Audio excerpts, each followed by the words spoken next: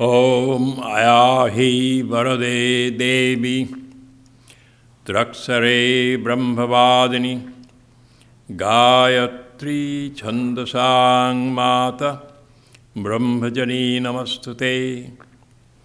Om Asato Ma Sadgamaya Tamaso Ma Jyotirgamaya Mrittur Ma Amritangamaya Aviravir Maedhi Rudra Jatte Dakkhinamukam Te Namang Pahi Nityam Te Namang Pahi Nityam.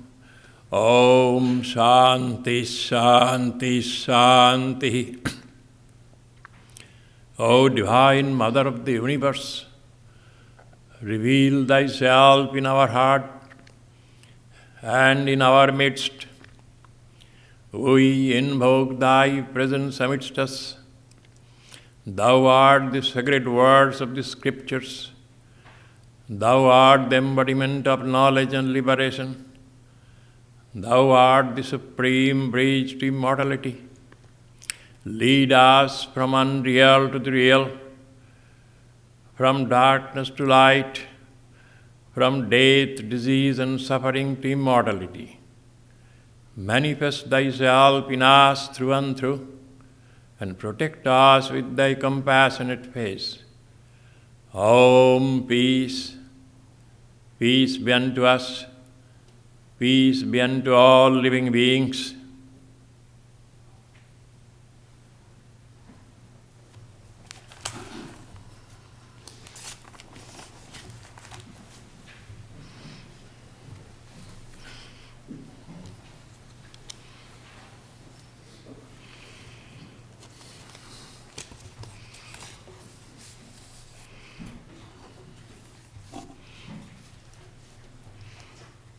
This morning, our subject is practice of self-control. Self-control means control over the mind and the senses, to make the mind inward. This has been the topic of the Upanishads, of the Bhagavad Gita, of the Patanjali system of yoga. No yoga is ever possible without this. Bhagavad Gita reminds us, those who cannot control, they can never attain yoga. This has been the prime factor in spiritual practice. Prayer, meditation, bathing in sacred waters, fasting, ceremonial practices, they're nothing without this control. The Upanishads tell us that is the highest austerity. Each time a person making an attempt to curb the outgoing tendencies of the mind and bring them back in is equal to millions of austerities and other practices. But the question has some views. Self-control is the key to success in any field of life, and it is an indispensable necessity for self-realization. This is the message of the saints and sages. This is the exhortation of the scriptures and traditions, essence of all disciplines. Shankaracharya in his Viveka Chudamani says, the mental seat is a fire which, fed with the fuel of numerous desires by the five sense organs, which serve as priests, and set ablaze by the sense object which act as the stream of oblations, brings about this phenomenal universe. Obviously, a reference to the Vedic system of worship where fire is set ablaze and things of offering is put as oblations. There is no ignorance outside the mind. The mind alone is avidya, the cause of bondage and transmigration. When that is destroyed, all else is destroyed. When it is manifested, everything else manifested. An unruly mind is our worst enemy, root cause of turmoil and mental darkness. Bringing this under control is the only way to inner peace and tranquility. This is called highest yoga, most vital aspect of yoga practice. All spiritual practices, meditation, japa, pilgrimage lead to control of mind. Sri Krishna in his last message, Uddhava Gita, tells us, quote, charity, performance of one's duty, the observance of one's vows, general and particular, the hearing of the scriptures, meritorious acts, and all other works, all this culminate in the control of the mind. Say, of what use are charity and the rest to one whose mind is not controlled and pacified? What use again, what are the charity and the rest to one whose mind is restless or lapsing into dullness? There is a view upheld by this particular school of thought that says any form of self-control is repressive, inhibitive, and reactive. It creates neurosis, depression, fantasies that make a person experience so-called spiritual emotions and ecstasies. Predominantly, this is a Freudian view. When sex charge is controlled, repressed, all kinds of fantasies come. This view holds the self-control obstructs spontaneity,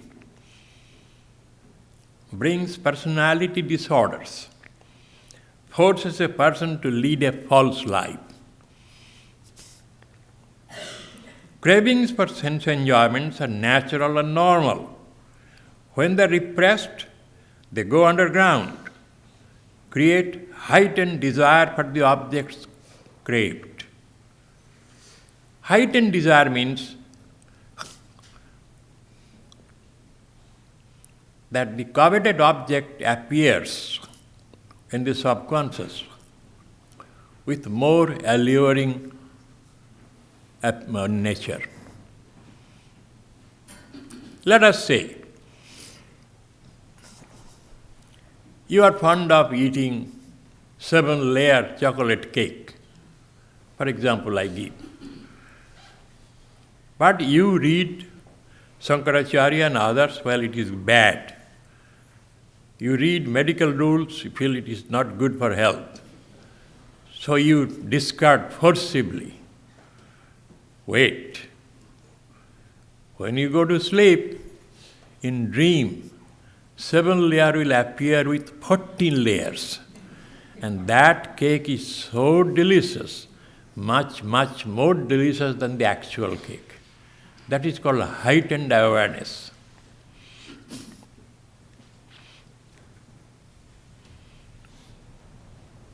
Self-control, this school maintains, nurtures pessimism and is a practice of gradual suicide. Self-expression, not self-control, stands for freedom, authenticity, and spontaneity. Now, you must understand when I talk, don't take my talks as my views. My goal is to place all the cards on the table. You can make a mistake that maybe this is Swami's view. In any subject, I can argue for any subject. Give me negative or positive. So therefore, This is a view I am presenting. To the seers of yoga and Vedanta, the so-called self-expression is unhealthy and reckless. It is a philosophy of living that only brings dissipation, degradation, disintegration.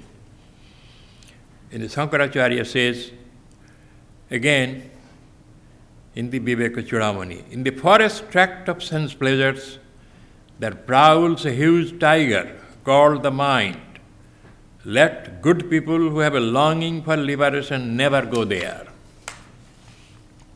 Advocates of self-expression ask for giving free rein to our thoughts, urges, desires, with no restraint whatsoever, called self-expression. According to them, a human individual is driven by 5 basic urges: self-preservation, self-expression, power, sex gratification, gregariousness, and knowledge of the world around him. 5 basic urges. They are of opinion that the sex urge is the master urge, and all other urges are overt and covert expressions of that urge. This urge is the desire for reproduction and the most natural urge of life. When repressed, it creates an unhealthy mental condition for a person and gives him no rest or peace. The seers of yoga maintain that the human individual has 3 basic urges instead of 5. Immortality, that desire for immortality, unbounded joy, and unrestricted awareness, to know everything. Of these 3, the master urge is unbounded joy. Life must have joy in some form or other for its nourishment. The Upanishads tell us that self-knowledge brings the most intense and pure joy ever imaginable. Sense enjoyment and gratification are most polluted and perverted forms of the pure joy of self-knowledge. In self-knowledge, you are enjoying that joy at the source. But when it comes to the world, it becomes polluted. Like our Hudson River. If you drink our source, pure. But when it comes to New York City, polluted. It looks very nice. They tell us Hudson River fish, even you cannot take 1 serving a week, full of PCB.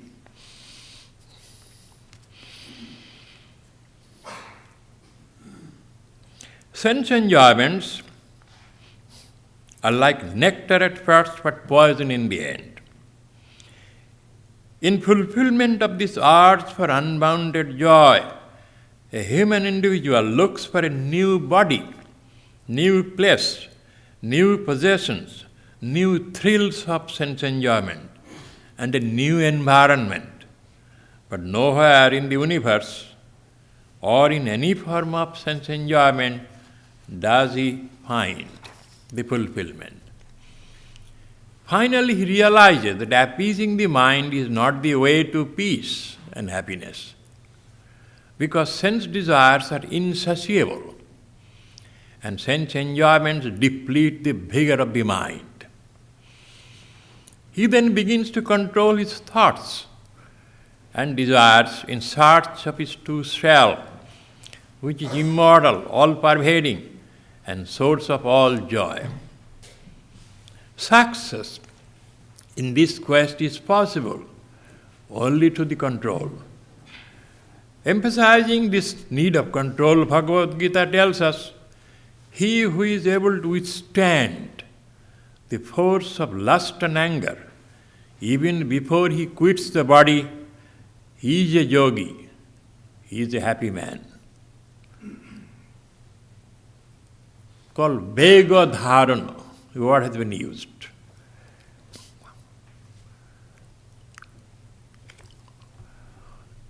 If you have a human body, it does not need as a prophet to tell that you have gross desires. That is why you have a gross body. You have subtle desires, angels. You don't see them because their desires are subtle. Difference between a saintly person and a worldly person means saintly person keeps them under control.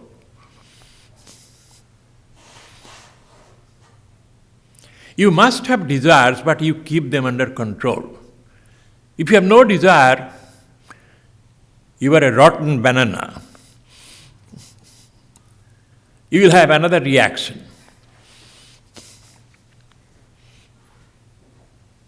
And if you have too much, it will finish you. These desires are called like fire. If you are too close to it, you will get burnt up.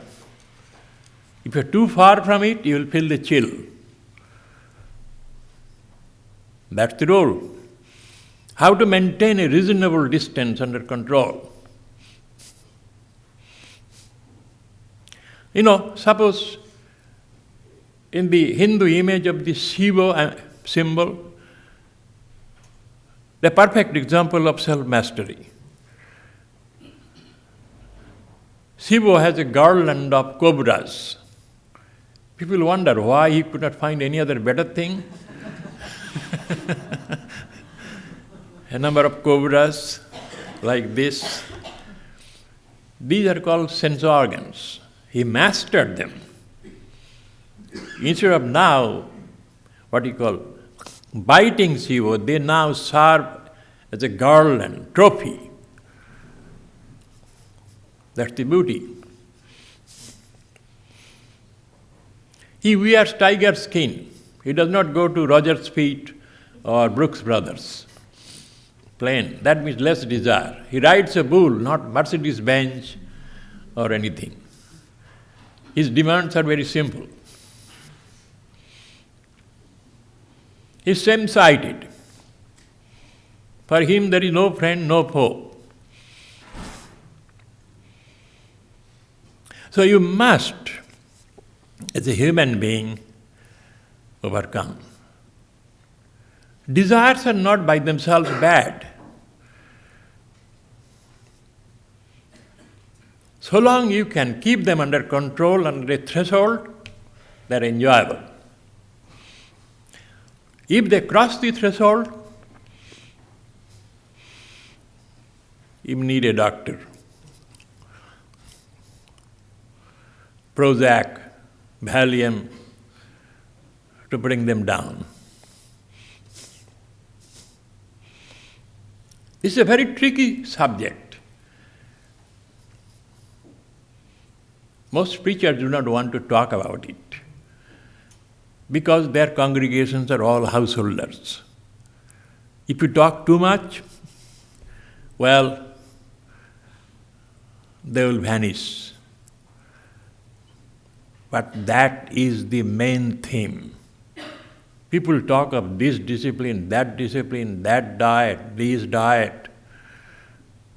Shall I sit down to meditate on a tiger skin, or lamb skin, or a goat skin?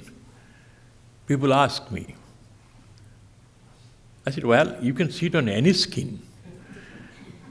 But if you sit on a lamb skin, you'll think I am like a lamb. If you sit on a tiger skin, you feel better, that I am like a tiger. These are, shall I sit facing east or west? To me, these are dumb questions, but people like that. Swami Vivekananda said, somebody attained the highest by sitting on the east. That became the rule. It doesn't mean anything to me. So these rules are secondary.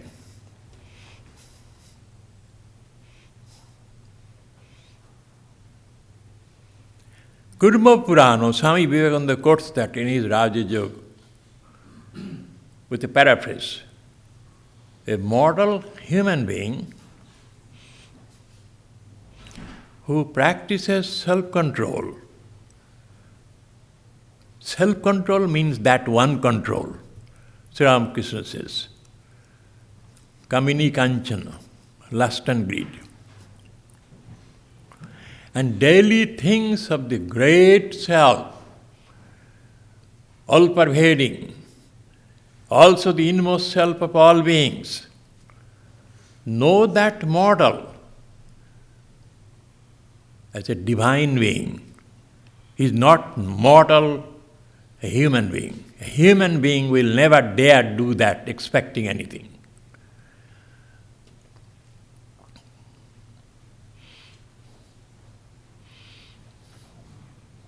To Sri Ramakrishna, the main obstacles of yoga are two, as I said. Swami Vivekananda, in his Song of the Sannyasi, writes, truth never comes where lust and fame and greed of gain reside. No man who thinks of a woman as his wife can never perfect be, nor he who owns the list of things, nor he whom anger chains can ever pass through Maya's gates. So give up these, sannyasin bold, say Om Tat Sat Om. Christ says in his teaching, for there are eunuchs who have been so from birth, and there are eunuchs who have been made eunuchs by